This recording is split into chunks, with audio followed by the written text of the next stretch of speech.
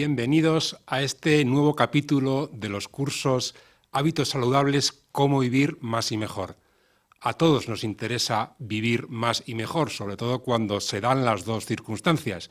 Por eso CEOMA ha organizado estos cursos que cuentan con la colaboración y el apoyo del INSERSO y en este caso del Centro de Innovación de BBVA que nos acoge en esta sesión. A todos ellos les damos las gracias. Queremos llegar a todos los que nos estéis escuchando, a los que nos escucháis ahora y a los que nos queréis escuchar con vuestros amigos, ahora o más adelante, porque todos estos cursos van a estar disponibles para vosotros en la página web. En este vamos a hablar a continuación de habilidades personales y sociales, algo que es absolutamente importante para vivir mejor, para vivir más y, desde luego, para ser más feliz. Nos acompañan a mi izquierda y a mi derecha Alan, Alfredo, José María, José Luis. Los iré presentando uno por uno según intervengan. Empezamos por Alan. Alan es un formador experto de ámbito internacional, ha sido consultor en distintas empresas y está especializado justo en esto, en habilidades personales, desarrollo personal, con lo cual vamos a empezar por pedirle a Alan que nos hable de algo que es un concepto más o menos técnico que llamamos asertividad. ¿Qué tiene que ver la asertividad con las relaciones personales, con los hábitos personales y sociales para vivir un poquito mejor? Vale, la asertividad es curioso porque has utilizado la palabra técnica y hay mucha gente que cuando oyen asertividad no saben cogerla, no saben qué es. Pero en su descripción sencillo, ser asertivo es el derecho que tenemos todos de expresar una opinión teniendo en cuenta la persona que tenemos delante y respetando a esta persona. Y eso es una explicación sencilla y parece sencillo hacerlo, pero muchas veces no lo hacemos, sea por falta de respeto o sea porque simplemente no queremos escuchar a la persona que tenemos delante. Con lo cual la asertividad en su descripción es fácil, pero en la práctica a veces es difícil. Y cuando estoy dando formación, a veces doy un ejemplo que es muy conciso y muy fácil de entender. A veces nos llaman al teléfono para pedir o para contratar un nuevo servicio de móvil o cambiar de banco. Y hay gente que coge el teléfono y hablan durante 5 minutos con estas personas y no tienen ninguna intención de contratar, pero no son capaces de asertivamente decir no. Con lo cual, la asertividad mueve en función de la situación, pero todos tenemos el derecho de decir no o expresar una opinión siempre que respetamos la opinión y la persona que tenemos delante. Y la asertividad, por lo tanto, mueve entre quizás parece más agresivo a veces o más pasivo y mueve en función de la situación. Muchas gracias, Alan. Importante para interactuar uno con otro, también para interactuar, digamos, con grupos, ¿no? Tiene la palabra ahora Alfredo Bórquez, que es director técnico comercial y calidad de CEOMA Sociosanitarios, es secretario del Foro Lidea y de una larga lista de organizaciones relacionadas con el mundo de las personas mayores, con distintos tipos de especialidad. Uno de ellos tiene que ver con la participación de los mayores en la sociedad. Y es lo que me gustaría ilustrar con tu primera opinión. ¿Qué nos podrías decir sobre la participación de los mayores en la sociedad como una parte importante de las habilidades, sobre todo sociales, de las personas mayores? Sí, la participación de las personas a lo largo de su vida, sean personas jóvenes, mayores, es algo muy importante. Depende mucho del proyecto personal de cada uno, de su experiencia, de lo que plantea, pero yo creo que es muy importante que el individuo, que cada persona con su forma de ser, en su situación, en su contexto comunitario, social y según su historia, pueda aportar, participar, relacionarse, generar, impulsar cambios, impulsar mejoras. Creo que es muy importante que los individuos interactúen unos con otros y que cada persona se sienta importante en la sociedad que viva, en el barrio que vive, en su familia, en su entorno, y que también cada uno ejerza el poder que tiene.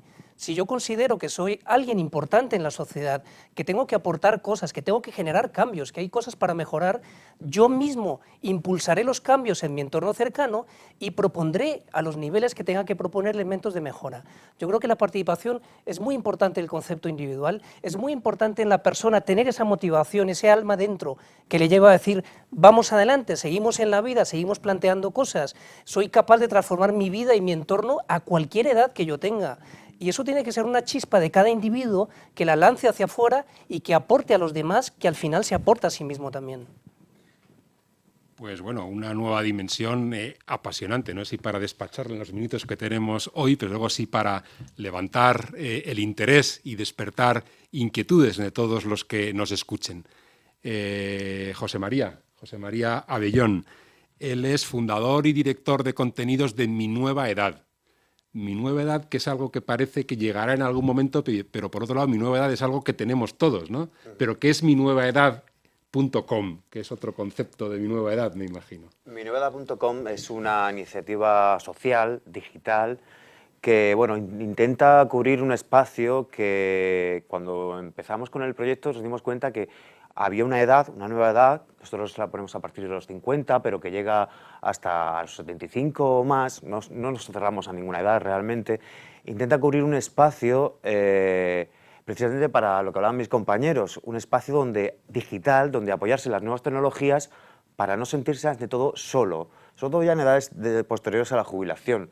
Un punto de encuentro en donde gente que ha superado la jubilación no se sienta solo, sea por motivos económicos o sea simplemente por motivos sociales. Entonces intentamos que sea una plataforma digital en el que estas personas se sientan útiles, se sientan activas, y una manera muy interesante por la que estas personas se sienten activas, se pueden sentir activas, es si consiguen alfabetizarse digitalmente, que es algo de que nadie se preocupa mucho. Existe Facebook, existen otras plataformas, pero en este sector de la población nadie ha hecho nunca hincapié. Entonces pretendemos ser eso, un peldaño en el que apoyarse, en el que conocer a gente para precisamente no sentirse aislados.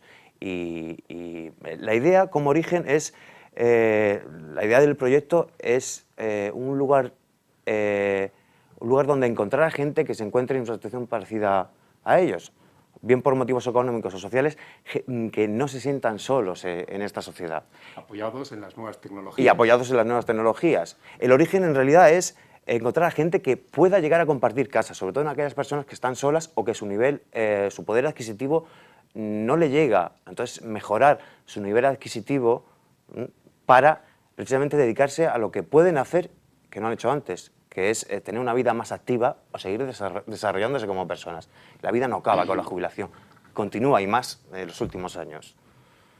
Pues muchas gracias, entendido lo de Mi Nueva Edad, ¿no? Mi Nueva Edad. José Luis Jordana es secretario general de CEATE, que es la Confederación Española de Aulas de la Tercera Edad, que seguro que puedes explicar rápidamente, ¿no? Que posiblemente, y ya es como el primer punto de los que nos gustaría conocer tu opinión, es una nueva versión de dos temas que ya hemos tratado, es la participación y luego la participación que en algún caso es electrónica y en otros es presencial. ¿Qué te parece? ¿Qué nos cuentas desde tu perspectiva, tanto sobre CEATE como sobre la participación? Bueno, para nosotros, los técnicos de CEATE, la participación de los mayores en la sociedad, decimos que es un derecho que está reconocido por la Constitución española para cualquier español. Es un deber, una obligación que tienen los mayores de seguir activos y participativos, pero nosotros les enseñamos desde hace más de 30 años que es casi una cuestión vital de supervivencia. La participación no es a mí me gusta, no me gusta participar, sino que nosotros desde la gerontología, la ciencia del envejecimiento, les enseñamos a que es fundamental participar, el tomar parte. ¿Y por qué? Porque la verdad que yo personalmente he aprendido mucho de la Sociedad Española de Geriatría y Gerontología, de la que tuve la suerte de que dos famosos doctores en su día, en el año 80, me hicieron miembro de esta sociedad.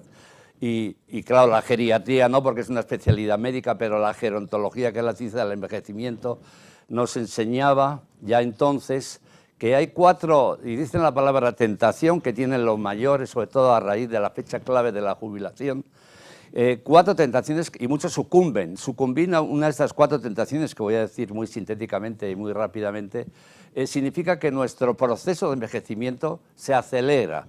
Y al acelerarse se puede convertir en patológico con traumas, con síndromes, con achaques, etc. Ese envejecimiento te hace ser infeliz y haces infelices a la gente que te rodea. Las 4 tentaciones son muy sencillas y la verdad que los mayores cuando las escuchan asienten con la cabeza porque son muy claras. La primera es la tentación que sobre todo a raíz de la jubilación tienen muchos mayores de la pasividad, la inactividad, el descanso en la jubilación.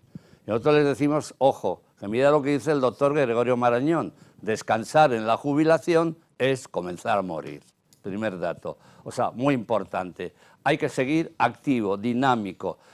Segundo, lo que decimos de que hay que moverse físicamente, que es fundamental para la salud física, lo aplicamos a las neuronas. Aquí en el cerebro tenemos las neuronas que si no las estimulamos, no las movemos, te pueden sobrevenir enfermedades mentales, pérdidas de memoria, Alzheimer, y es fundamental estimular y movilizar las neuronas. Se comienza a envejecer cuando se deja de aprender. Se comienza a envejecer cuando uno pierde el interés y la curiosidad por lo que le rodea. Cuanta más curiosidad e interés por el universo mundo, más salud mental tienes. Luego, muy importante que une con tu intervención la parte afectiva, ¿no? Que es la tentación del inmovilismo afectivo, ¿no? Se comienza a envejecer cuando se deja de amar. El corazón humano está para amar y ser amado, para querer a los demás, sentirse querido, estimar y sentirse estimado, fundamental. Y la cuarta, que es el inmovilismo, peligro de inmovilismo social en la jubilación, pues es la típica de donde mejor se está, que dicen muchos jubilados, es en casita, ¿no? Se quedan en casitas, sentados, apoltronados, frente a la caja tonta de la televisión, inmóvil, sin relaciones, sin comunicación, aburridos, tristes, melancólicos, se le acelera el envejecimiento y al poco tiempo ayuda a domicilio y servicio asistencial. Se habla un palabra, podríamos decir, hablan los gerontólogos que dicen la micropsia. Pequeña vida, la de algunos jubilados, que casi su vida se reduce de la cama al sillón, del sillón a la cama al sillón a comprar la barra de pan o a jugar la partida de tú te has arrastrado y otra vez al sillón y a la cama, ¿no?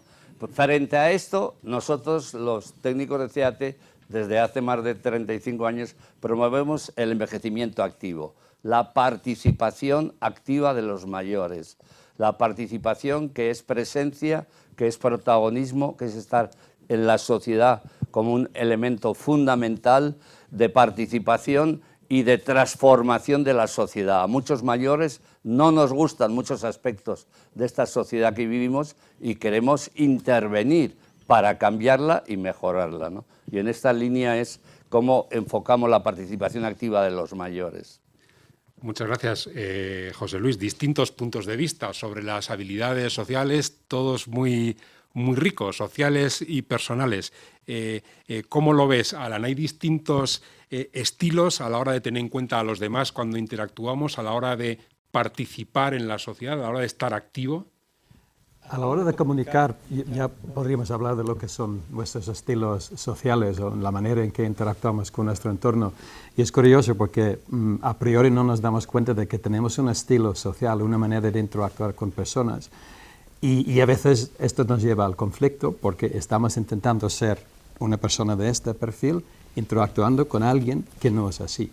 Y un ejemplo claro será, por ejemplo, yo soy más bien una persona amigable.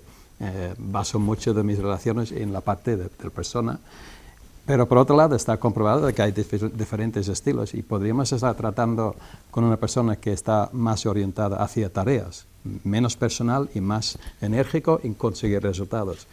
Y estos perfiles fácilmente pueden chocar a la hora de intercambiar ideas, da igual la edad, y esta nos lleva a, sabiendo cómo somos, sabiendo o intentando pensar cómo son los demás y adaptarnos a su estilo, nos ayuda en la convivencia en todas las edades. Es ponerse también en lugar de otros, ¿no? Y saber qué lugar ocupas, ¿no? Cómo te sitúas en cada situación. Pues por ahí parece que va, ¿no? Y cómo te sitúas y cómo interactúas, por ejemplo, en el mundo de la participación. Alfredo, a veces cuando se habla de participación se une al concepto de liderazgo. ¿no? Que también es muy importante, pero liderazgo es una palabra que no es solo que haya uno por millón, hay muchas formas de ser líder, ¿no? Y me gustaría conocer, bueno, ¿qué piensas tú de participación y liderazgo? Y cómo se puede seguir ejerciendo eso a todas las edades, porque también parece que a cierta altura de la vida como que te descuelgas tú mismo, ¿no? ¿Cómo cuadra la ecuación? Yo creo que, por intentar hacer un resumen, líder es toda aquella persona que desde unos principios éticos firmes, desde su compromiso individual, plantea mejorarse a sí misma y mejorar el entorno donde vive y la sociedad en la que vive. Cada persona ejerce un liderazgo diferente y único. Hay personas que lideran su familia, su entorno, que son la alegría y la creatividad en su entorno. Hay personas que lideran procesos de conocimiento, científicos, organizaciones. Hay personas que lideran empresarialmente, hay personas que lideran políticamente, otros lideran organizaciones sociales. Lo importante es que hay que saber que un líder no es un gurú que sabe y que es un gran experto y que todo el mundo le sigue. Líder es cada persona y en su vida habrá liderado 40, 50 proyectos, habrá influido en muchas personas, generan una visión compartida y lo plantean. Cuando hablamos de liderazgo en personas mayores, hay 8,5 millones de personas mayores en España. Tienen poder y pueden. Es necesario hacer un cambio de paradigma en España, que las personas mayores sientan ese poder que tienen, porque lo han repercutido a lo largo de toda su vida. Es decir, las situaciones cambian a lo largo de la vida, pero tienen capacidad, han creado la sociedad en la que vivimos y la propia sociedad tiene que reconocerlo y agradecerlo. Las personas mayores han jugado un papel crítico y han liderado la familia en situaciones de riesgo y en situaciones vulnerables con la crisis económica. Tenemos que reconocerlo como sociedad. Lo importante es impulsar el liderazgo, hacer cadena de liderazgo, compartir, que una organización de personas mayores impulse los líderes que tienen su organización, no solamente los que dirigen, que también es un liderazgo, pero todos los que quieren impulsar y plantear elementos de cambio. Yo creo que ahí tenemos que apoyar el liderazgo, pero desde una diversidad de cada persona con su estilo y con su forma. Es muy importante lo que comentas, claro, todos podemos liderar, todos tenemos que liderar, no es solo para cierta edad ni para ciertas circunstancias, hablando de nuestro grupo de amigos o pasando por nuestra familia, supongo, ¿no?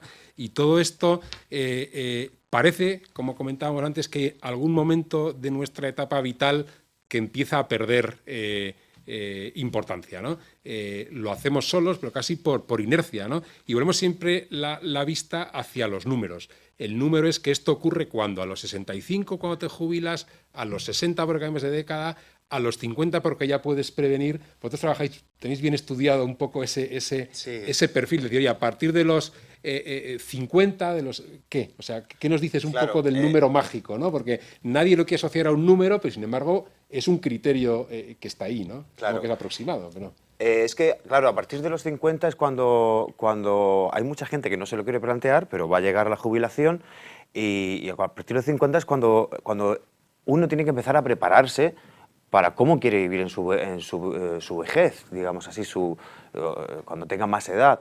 Entonces, para nosotros es muy clave los 50 por eso, porque muchas veces no se plantea más allá del planteamiento del ahorro, de planes de pensiones o demás. Mucha gente no se plantea cómo va a querer vivir sus años posteriores a la jubilación. Hoy en día es fácil que alguien pueda llegar a 85 años. Y claro, de lo que se trata es, no, piensa cómo quieres vivir a partir de tu jubilación, porque todavía te queda mucha vida y mucha vida activa. La mayoría de la gente no tiene achaques con 75 años. Entonces, le queda mucho tiempo por delante para seguir desarrollándose como persona, para seguir desarrollando proyectos, incluso proyectos vitales, y sobre todo eso, lo que hablabais, para sentirse útil. Uno puede comenzar, no solo continuar de alguna manera con su carrera profesional, sino de repente puede cambiar su orientación vital y hacer muchísimas cosas que no ha hecho porque tenía cargas familiares o porque su trabajo no se lo permitía. Hay gente que puede desarrollar muchos proyectos desde intereses culturales. Hay mucha gente que está empezando a estudiar. Ya no digo los 65, a partir de los 50 vuelve a estudiar o sigue desarrollando sus estudios, sus conocimientos, porque en un momento en su vida que, claro, las cargas no le permitían seguir desarrollándose como persona. Entonces, por eso es muy importante, a partir de los 50, plantearse que, oye, que me va a quedar mucha vida a partir de la jubilación por delante y puedo hacer muchas cosas, muchos sueños, puedo cumplir muchos sueños que no he podido cumplir con menos edad. Década mágica, ¿no? La de los 50, quizá porque hasta entonces pensamos que solo envejecen otros, ¿no? O que solo pasa el tiempo por los demás y que tú eres el más joven de tu clase, de tu grupo de amigos y de cuántas caras le han salido al vecino y tú no te miras al espejo, ¿no? Pero sí, igual es un buen momento, quizá, ¿no? Por lo que dices, de empezar a pensar que la vida pasa y que hay muchos años por delante. Eso no es una mala noticia. Nosotros hicimos hace poquito un estudio sobre motivación y hay un resultado muy llamativo a priori, que es la motivación, las ganas de vivir crecen proporcionalmente a la edad. Es una noticia magnífica, o sea, que igual no lo diríamos. Posiblemente está relacionado con que según va pasando el tiempo tenemos una filosofía de la vida que nos permita disfrutar más, ¿no? Pero es igual, lo tienes que empezar a descubrir en algún momento, y ahí va lo de la década de los 50, que comentabas, para ser activo en un montón de cosas. José Luis, ¿en qué cosas? ¿Se puede ser activo en un montón de capítulos? Supongo que la actividad es tan variada como las personas, ¿no? Hay que tener en cuenta que, lo ha dicho antes mi compañero Alfredo, 8,5 millones. Yo que llevo 35 años trabajando con la gente mayor, ha habido una auténtica revolución, ¿no? Le llamamos la revolución gris de los mayores, gris por las canas. Estamos entrando a la era de la longevidad. Yo cuando empecé, el 85% de la gente mayor era gente con problemas. A esa gente no le podía decir, oye, participa, la sociedad te necesita. No, decían, bastante tengo yo con prepararme a bien morir, te decían en aquella época. Inclusive, pues se morían antes de jubilarse. El 85% era gente que necesitaba residencias de ancianos de aquella época, ayuda a domicilio, teleasistencia, y solo un 10-12% llegaba con calidad de vida, con bienestar, con salud. Ahora es completamente distinto, ahora es al revés. Afortunadamente el 10-12% es la gente necesitada, la ley de la dependencia, discapacitados, todo esto, Alzheimer, Parkinson, es un 10-12%. Eso significa que en España hay más de 7 millones de gente que se da mayor, pero sana, con ganas de seguir activa, con ganas de sentirse útil, y ahí esto es lo que se traduce en cantidad de campos de acción para la gente mayor, y ahí también tenemos que decir que el ama de casa, la mujer que trabajaba en el hogar, no se jubila nunca y por eso quizá vive 6-7 años más que los hombres, pero queremos decir que hoy día se abren todos los campos habidos y por haber para que el mayor se ponga en pie y diga ¿en qué puedo hacer? ¿En qué puedo colaborar? Yo quiero seguir activo, participativo y útil a la sociedad, a la familia. Y entonces las entidades como CEOMA, la entidad como la UDP, como CEATE y CAUMAS y tantas otras como SECOT, etcétera, son organizaciones que facilitan la participación de los mayores en diferentes campos. Por ejemplo, en el campo de lo social, de lo benéfico asistencial, de acompañamiento, de ayudar a esa gente necesitada que la hay a tu lado, en tu misma casa, en el piso de enfrente. Miles de cosas que colaboras con Cruz Roja, con Cáritas, con las parroquias, San Vicente de Paúl, hay cantidad, el teléfono de la esperanza, el de Mensajeros de la Paz, muchísimas organizaciones. La nuestra, CEATE, es especializado en voluntariado cultural, enseñar museos, enseñar iglesias, catedrales, ermitas, palacios, castillos, monasterios, el jardín botánico, el observatorio astronómico. Esa es otra línea de participación, en una línea de liderazgo cultural. Pero hay otros, pues como SECOT, que asesora a jóvenes emprendedores, que les ayuda a montar empresas, que les ayuda a buscar trabajo, etcétera, etcétera. Hay voluntariado ecológico medioambiental de mayores, hay un voluntariado educativo, de ayudar a niños menores con problemas que tienen retraso escolar. O sea, hoy día lo que queremos la inmensa mayoría, es que se oiga la voz de los mayores y que los mayores digan, aquí estoy, ¿en qué puedo colaborar? Para nosotros los técnicos, el que diga en qué puedo colaborar, ese para nosotros está salvado, entre comillas, está salvado. Porque según la geriatría y gerontología, vive además 8 o 10 años más, que los que están todo el día tristes, melancólicos, aburridos, sentados, que ahí se vuelven, por lo que estaba diciendo aquí los compañeros, pues ya no tienen asertividad, sino que todo lo contrario, están malhumorados, están refunfuñando y sin darse cuenta se le está acelerando el envejecimiento y de ser normal, equilibrado y armónico se está convirtiendo en acelerado y patológico. Y se muere literalmente 8 o 10 años antes de lo que podría vivir y encima mal. Por eso nosotros la participación, que es fundamental, el tomar parte en la sociedad, es fundamental y es cuestión de subsistencia, de vida, de salud, de calidad de vida. Fundamental la participación. ¿Será que no hay opciones, ¿no? Claro. O que no nos ayudan a vivir más y mejor? Hay hasta datos encima de la mesa. Llama mucho la atención, sin entrar, hemos hablado de la participación a través de organizaciones y de entidades, pero también avanzan mucho otras formas de participación, digamos, social, ciudadana, más cercana, que es desde votar hasta ser más activo en tu comunidad de vecinos o con los nietos de los amigos, ¿no? Hay muchísimas dimensiones. Lo que sí que es fundamental, como decís, es estar activo. A veces es algo que tiene un componente, digamos, de reflexión personal, pero a veces tiene un componente de estímulo a los demás, pero estamos en un proyecto común, en un proyecto compartido, ¿no? Y cómo, una vez hemos visto que nos tenemos que activar un poquito, cómo podemos conseguir transmitir mensajes de activación a los demás, sin que parezcan críticas, ¿no? Cómo fomentamos el dar y recibir, considerando que a veces cuando animamos a nuestros cercanos, lo tenemos que decir con mucho cuidado. Seguro que Alan nos puede decir un poquito cómo hacemos eso de animar a los demás, de alguna manera dar, recibir críticas en el sentido de, hombre, ponte las pilas, anímate un poquito, participa más, ¿no? ¿Cómo hacemos eso sin herir, ¿no? Sí, es curioso porque escuchando el hilo del liderazgo y que salga la voz, está claro de que para que sale esta voz, la gente tiene que tener una confianza en sí mismo y mucho de ser asertivo y comunicar con tu entorno que hace construir esta confianza en ti mismo y te sientes más cómodo participando y liderando proyectos, con lo cual es cómo comunicamos y sentirnos cómodos con nuestra comunicación nos ayuda a levantar la voz y expresar y montar proyectos. Y curiosamente, hablando específicamente de feedback o de crítica, ¿no? Estamos continuamente en situaciones donde tenemos que hacer crítica hacia personas o nos critican. Y yo lo veo como una parte fundamental de la comunicación, de que tenemos que saber cómo ofrecer una crítica y también saber cómo recibirlo para crecer y para aprender mutuamente de nosotros. Pero está claro de que criticar a veces simplemente por la palabra ya tiene un contexto negativo. Pero el ejemplo claro es simplemente, si yo tengo algo que decir, yo puedo criticar cualquier cosa siempre que me baso en los hechos. Y la parte fundamental es hechos.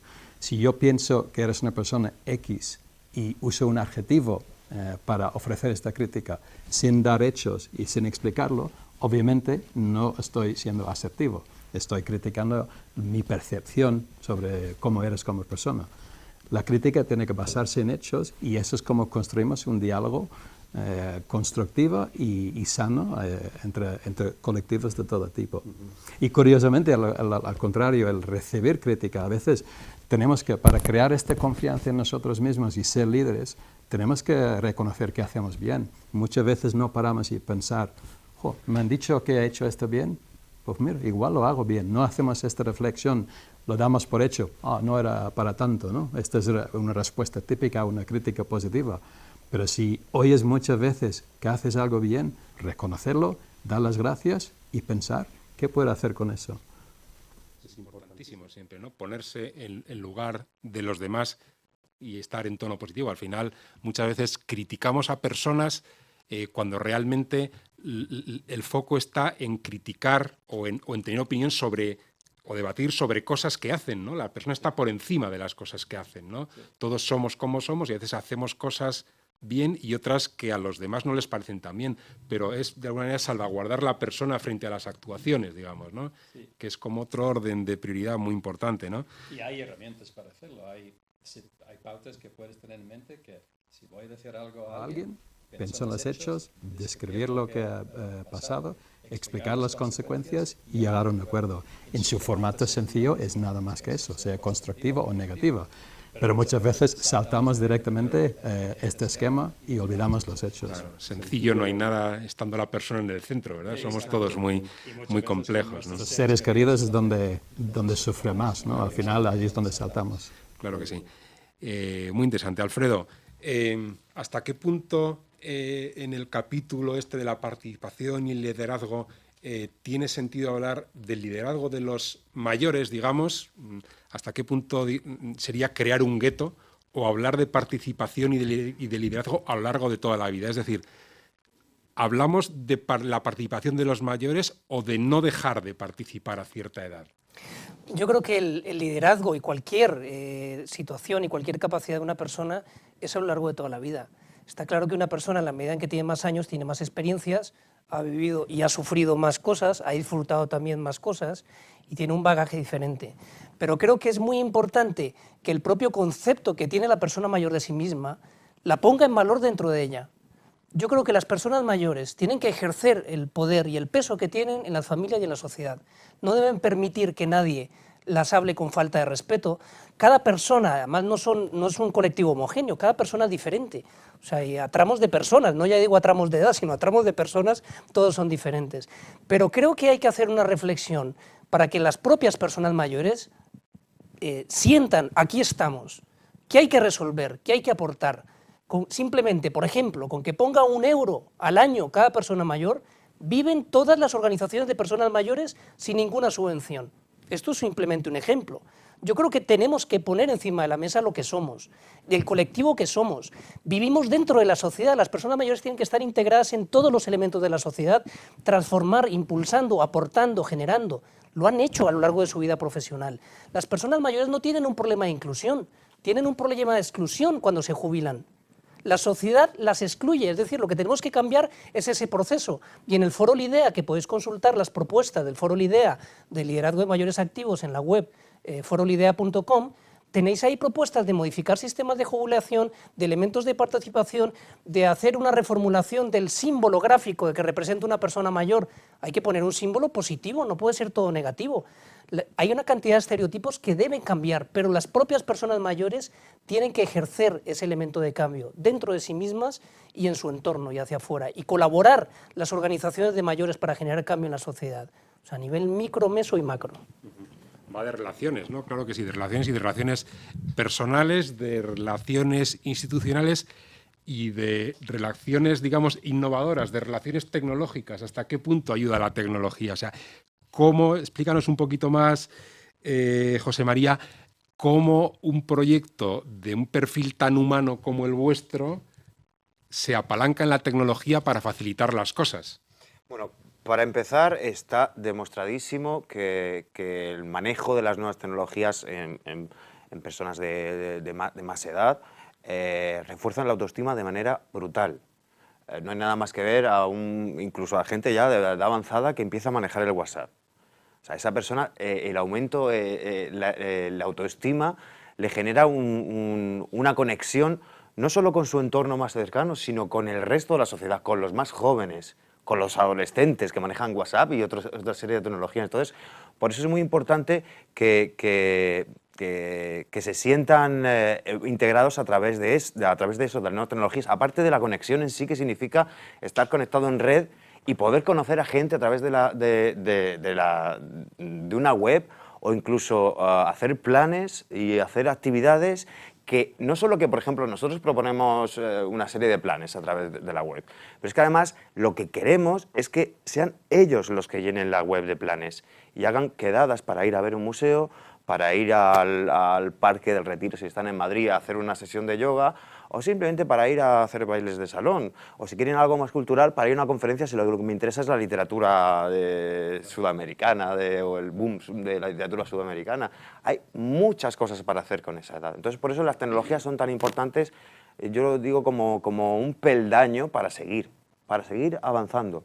Y para sentirse conectados intergeneracionalmente, para sentir que no están aislados, sino que un adolescente, y además a un adolescente le puede interesar un mismo tema que le puede interesar a alguien que tenga 75 años. No hay ninguna diferencia, hay evidentemente temas que sí, pero en la mayoría de los temas a la gente mayor le puede interesar lo mismo que le puede interesar a uno de 20 años. Y eso es muy importante. Por eso, una plataforma web, por ejemplo, en el caso nuestro de nuestra iniciativa, sirve de conexión con el resto del mundo. Usar la tecnología rejuvenece, claro, de alguna forma. Está Atentos, claro. usen la Además, tecnología que rejuvenece, quita años, ¿no? Claro. Sí, muy bien, pues muchas gracias, muy ilustrativo. José Luis, un comercial, digamos, ¿no? Sobre tu área de especialidad, ¿no? Que es como la de todos los invitados, de lo que estamos hablando, cada uno de lo que sabe, ¿no? Háblanos un poquito del voluntariado cultural frente a otros. Supongo que da para mucho, tenemos poco tiempo, pero seguro que lo resumes en 3 pastillitas. Va a ser difícil.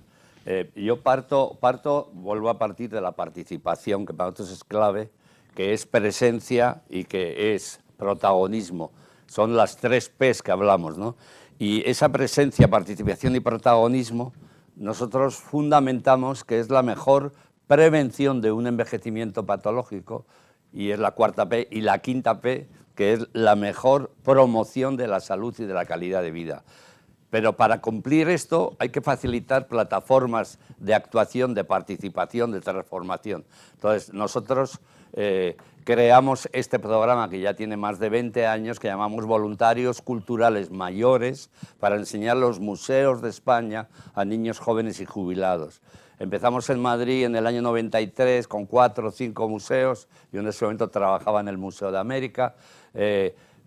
Han pasado 20 años y, resumiendo, ahora mismo tenemos más de 1.300 voluntarios de 55 a más de 80 años que están enseñando 130 museos de España, en Madrid 30 museos, prácticamente todos, y que ellos se sienten felices, se sienten con una salud integral, se sienten útiles, ven que hacen una labor, están enseñando el arte, la historia, la cultura, la ciencia que se encierra en los museos españoles, reciben felicitaciones de los colegios, de los institutos, de las más altas autoridades del Estado, porque llevamos ya más de 4 millones de beneficiarios, de niños y jóvenes estudiantes la mayoría, pero también adultos y jubilados, que han disfrutado con las enseñanzas de los mayores. Se forman, se capacitan.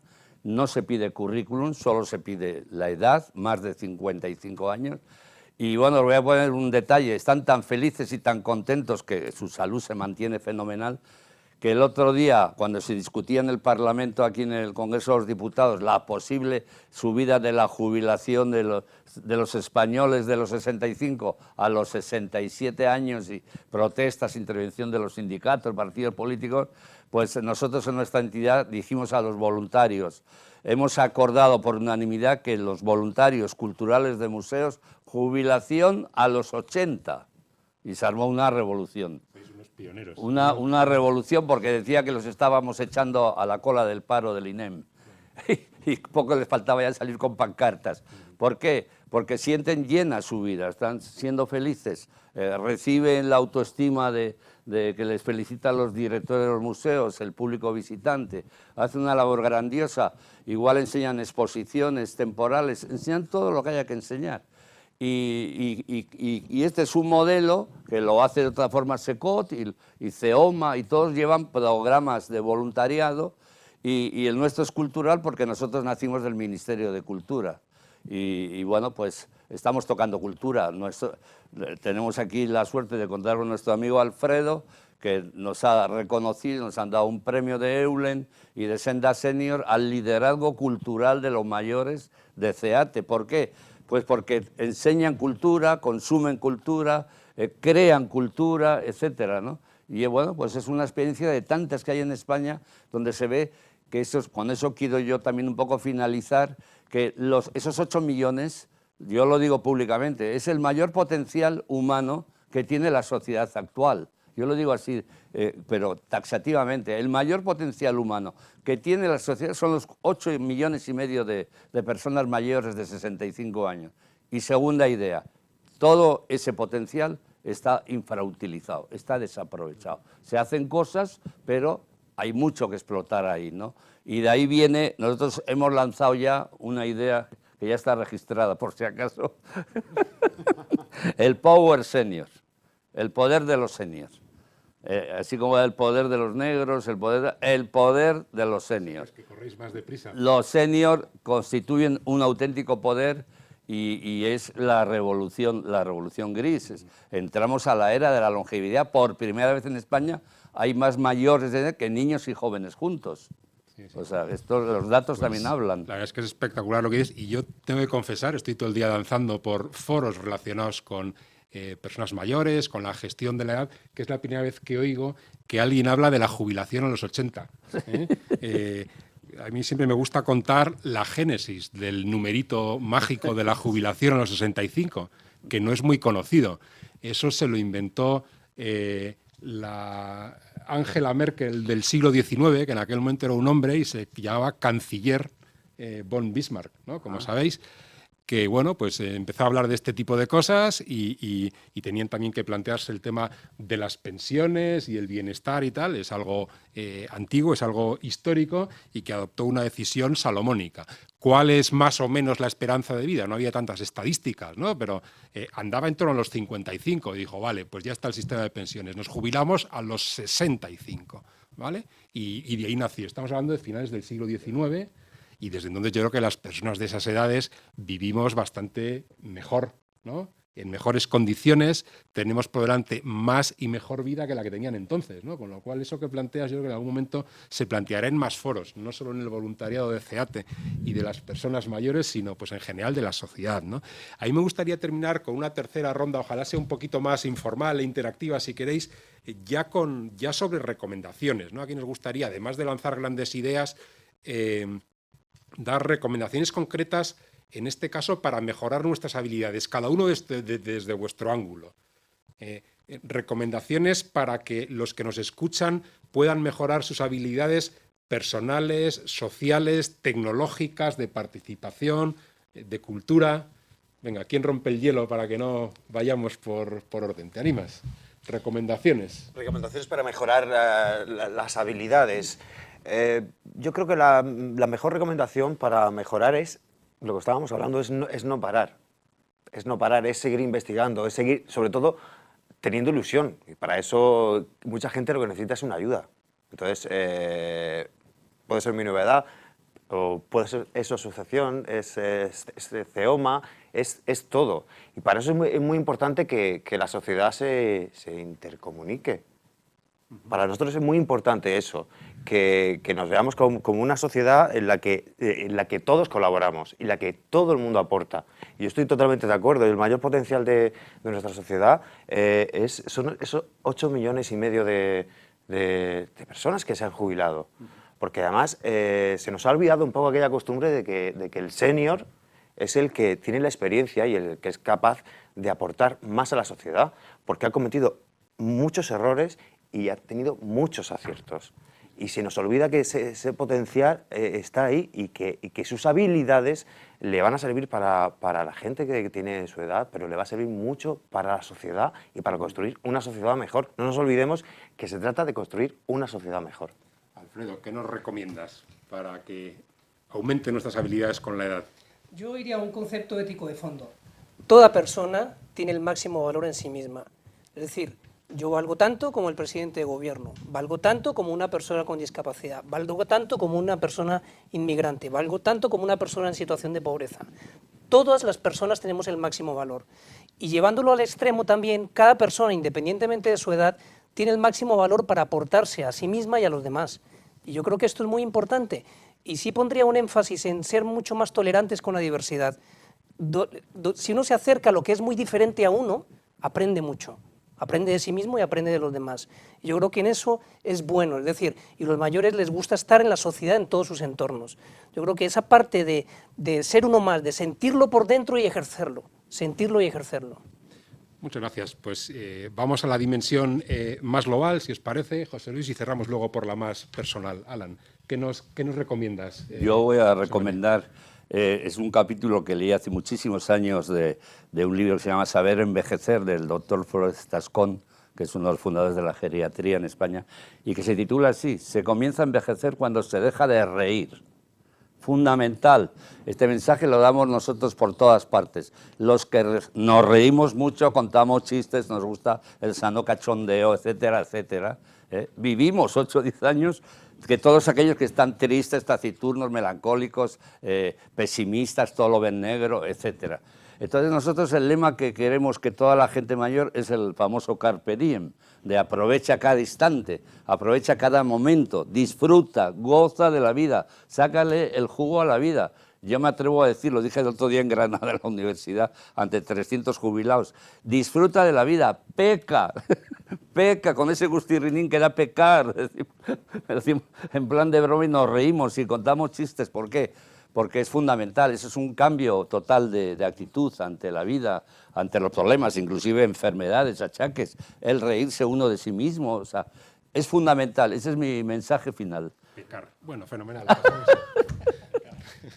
Sí, para pecar yo creo que hay que saber primero dónde quieres pecar y dónde no quieres pecar.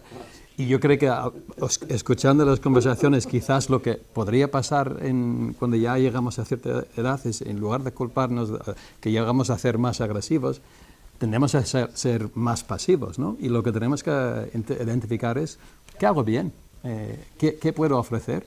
Y luego comunicar con tu entorno apoyándote en eso es lo que quiero hacer. A veces tienes que aceptar que te piden hacer cosas o te quieren poner de un lado y dices claramente y asertivamente, no quiero esto, entiendo que eso es lo que tú quieres, pero yo voy a hacer esto. Y decirlo con respeto, pero decir lo que quieres hacer, porque muchas veces no lo hacemos. Y tengo el buen ejemplo de mi abuelo que durante años, ya cuando tenía 65 años, no decía nada a su mujer. Y había cierto problema que en nuestra casa, cuando llegó a 70, porque mi abuelo decía que tu abuelo ya está volviendo rebelde. No, ahora está diciendo lo que quiere. Lo que pasa es que le ha costado 60 años de matrimonio para llegar a este punto de ser más asertivo. Y eso es una pena. Tenemos que ser más asertivos continuamente para vivir mejor. Bueno, pues hasta aquí la sesión de hoy.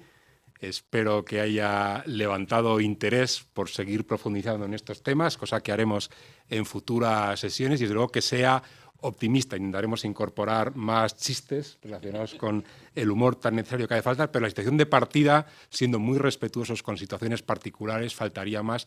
La situación de partida no es mala, ¿no? Todos queremos vivir más y mejor, y si no fuera así, a nadie le costaría tanto irse, ¿no? Que parece que es algo que ninguno queremos. Bueno, pues muchas gracias, cuéntenselo a sus amigos, divulguen estas sesiones y participen en las que vienen. Hasta pronto.